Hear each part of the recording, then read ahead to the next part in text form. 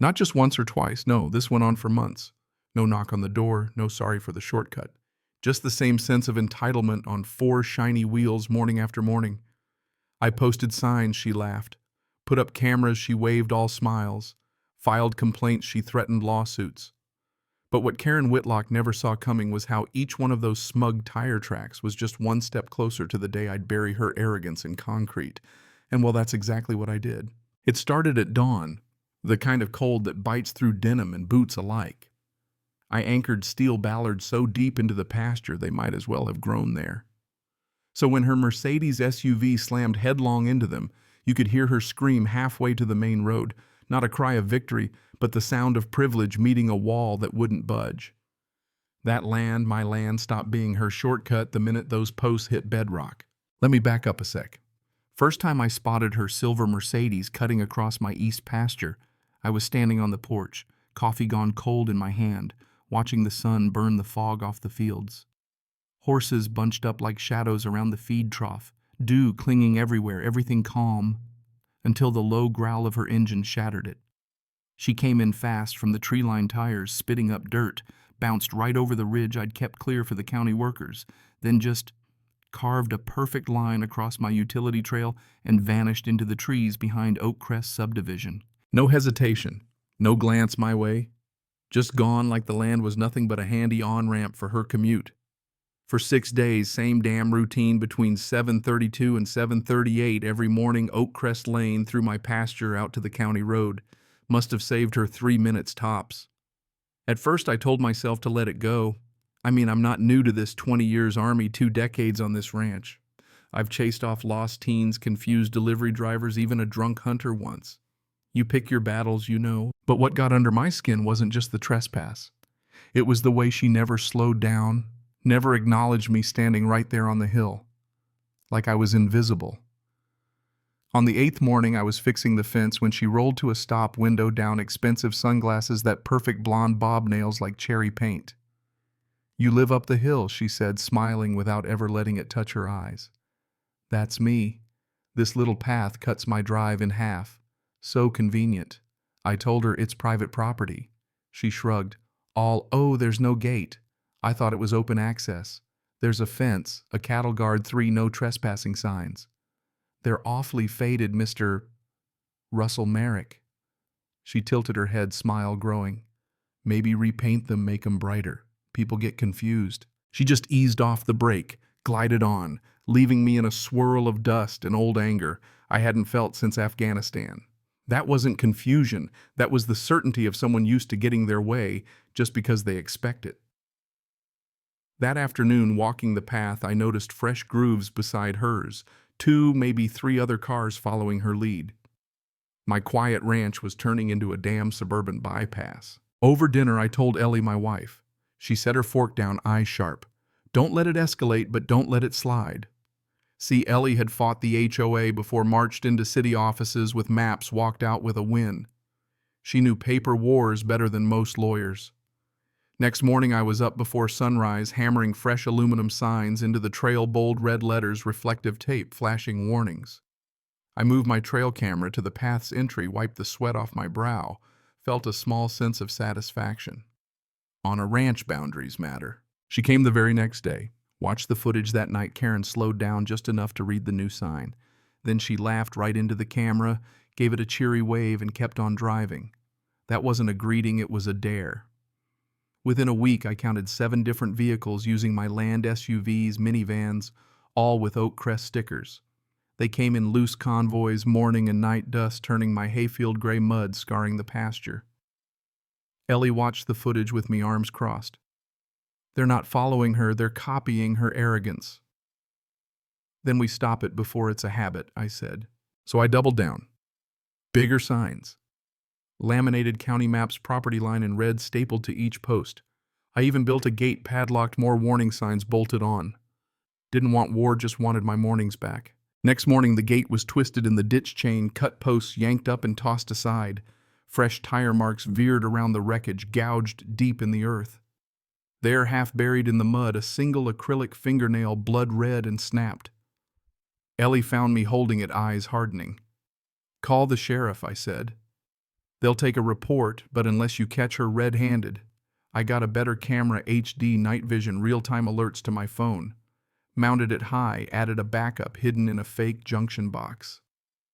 That night we sat at the table binder of evidence between us. Photos, maps, the sheriff's incident number, that fingernail in a bag. This isn't about a shortcut anymore, Ellie said. Nope. It's about proving she can't be stopped. Then we prove her wrong quietly, thoroughly, until there's nothing left for her to laugh at. Cameras changed the game. The next day, Karen stopped at the wreckage, looked right into the new lens, and no lie, gave it a two-fingered salute, all mock respect. I sent the footage to Deputy Lawson, the county, the livestock board, everyone who mattered. She's baiting you, Ellie warned. She wants you to snap so she can play victim. I know. So I went to the HOA office, asked for the board secretary, told the receptionist to pass on a message, stay off my land. 2 days later, thick envelope, HOA letterhead accusing me of interfering with established transit routes and erecting unsafe barriers. Threatened legal action if I didn't comply. Ellie just read it and whispered, "They're flipping the script, making you the aggressor. They want you angry enough to slip up. Then we won't give them anger, we'll give them facts. Every new incident we logged, time-stamped, photographed. When they tore down signs, I put up new ones, took before and after shots. When they spray-painted slurs on my mailbox, I cleaned it, photographed the residue, added it to the file.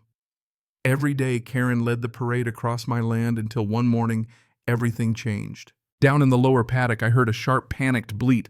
My youngest calf, barely 4 months old, sprawled in the ditch, legs folded wrong, his mother pacing and lowing. Fresh tire tracks cut right through the grass 2 sets deep. Ran trembling hands along his side, no blood, thank God, but his leg was badly sprained. Back at the house, Ellie and I watched the footage, Karen's Mercedes leading a black Audi right behind, both speeding, racing through dust. The calf bolted across the trail, one of them clipped him, sent him tumbling. Neither slowed, neither braked. "Call the sheriff," Ellie said, voice shaking. This wasn't trespass now, this was reckless endangerment. Deputy Lawson watched the video, grim. That's clear as day, reckless driving, animal cruelty. We'll open a file. We splinted the calf's leg, gave him pain meds, moved him to a clean stall. He'd live, but it'd be weeks before he walked right. Next day, fresh graffiti across my sign, public right-of-way, my name on the mailbox crossed out. Ellie just looked at me. They're declaring war now. Looks like it. We filed a formal complaint, certified, notarized, video vet, invoice, damage, photos, the works. Sent one directly to Karen with final notice of trespass. Then I replaced the gate. Heavy steel tubing, double padlocked, sunk in concrete, reflective tape, glowing like a landing strip. For 3 nights. Nothing. 4th morning. Karen's Mercedes idled at the ridge, headlights cutting. The mist, stared at the new gate, then gently backed away. Ellie joined me, blanket over our shoulders. Think it worked? For now. But she's regrouping. This isn't over. And I was right. First official letter from the HOA, velvet over steel, arrived by hand, accusing me of obstructing historic community pathways. Ellie just rolled her eyes. They're inventing history now. It's about wearing us down, I said. Classic HOA playbook. Threaten, bury you in process, hope you fold. But they didn't know us. Ellie, court clerk for years, could sniff out legal BS before it hit the fan. And I'd learned in the Army side, with the best records usually wins. We turned the dining room into a war room, surveys, deeds, photos spread across the table. Original 1968 parcel map, zoning confirmations, aerial shots, everything proving our boundary. I typed a calm, precise letter. No legal right-of-way exists. All barriers installed with proper permits. Further trespass will be prosecuted. 3 days later, reply from a fancy law firm full of talk about prescriptive easement and adverse possession. My buddy Danny Weaver, ex-Army, now land use attorney, read it and laughed. Amateur hour, Russ. They're bluffing.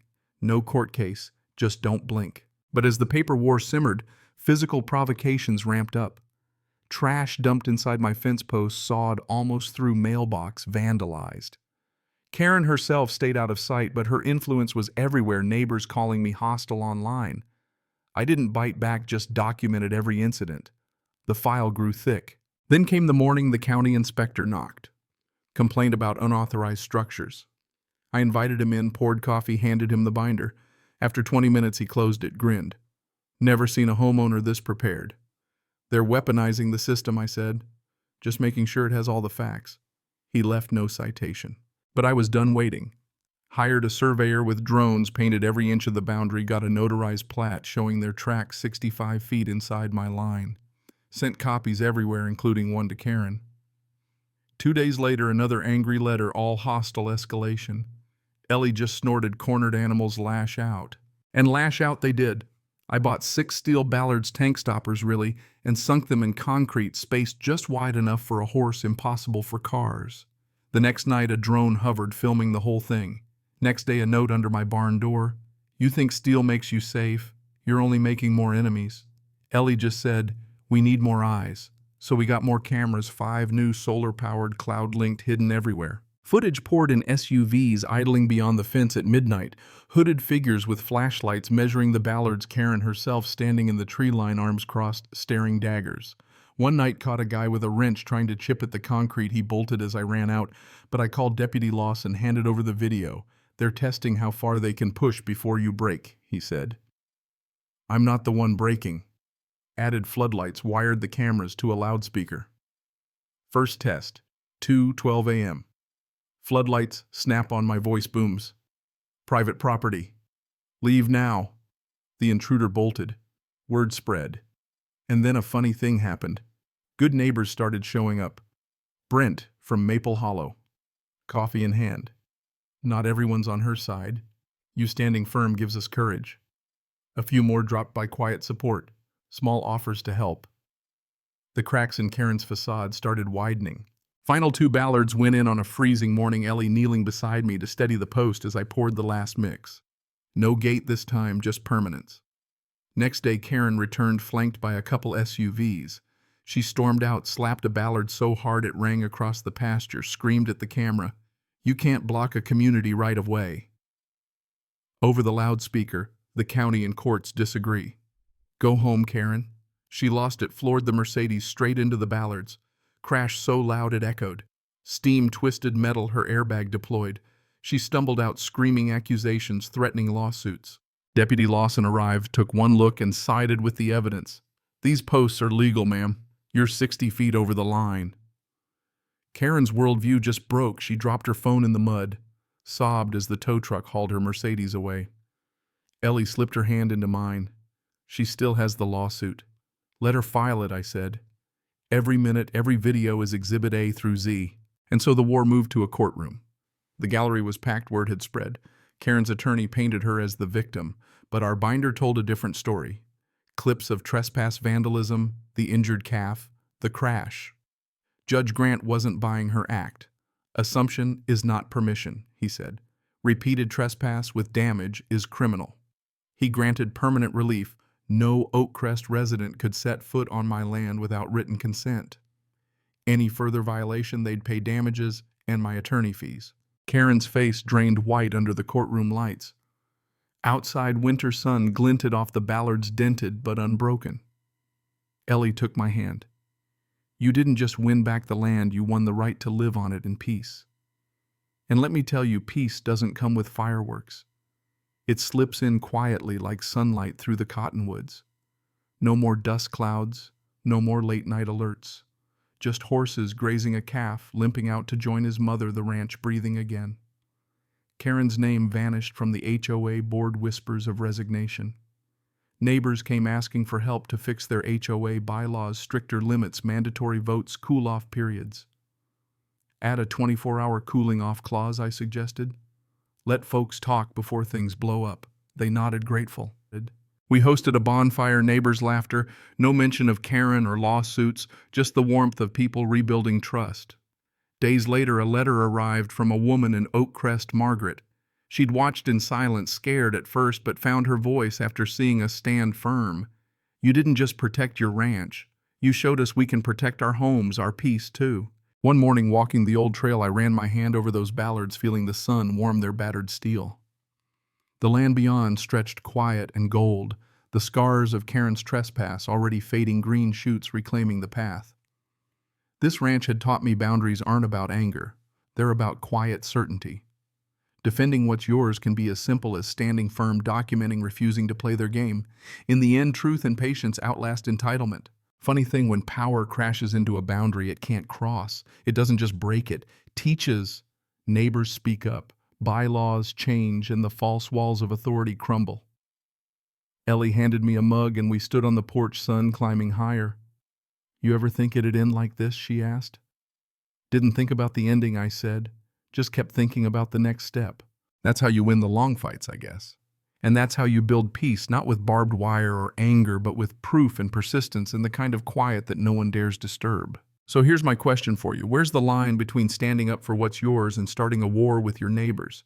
When does defending your rights become too much or not enough? Ever tangled with an HOA or entitled neighbor yourself? Share your story below or tell me what justice means to you. Let's hear it. Cảm ơn các bạn đã xem video.